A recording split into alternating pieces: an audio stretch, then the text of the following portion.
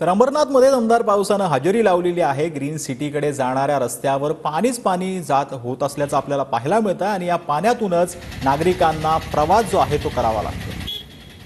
अंबरनाथमधली ही आपण दृश्य पाहतो आहोत। पाण्यातून वाट काढत नागरिकांना प्रवास करावा लागतो।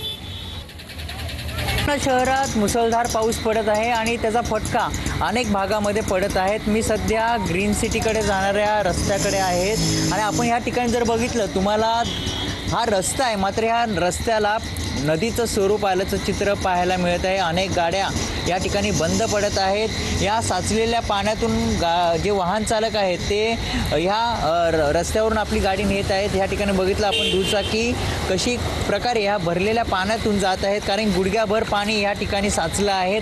मात्र या ठिकाणी जर बघितलं हा मुख्य रस्ता आहे ग्रीन सिटीकडून स्टेशनकडे जाणारा आणि तसंच निसर्ग ग्रीन असेल किंवा व्ही कॅबिन रोड असेल तिकडे जाणारा हा रस्ता आहे। मात्र हा पूर्ण जलमय झाला आहे।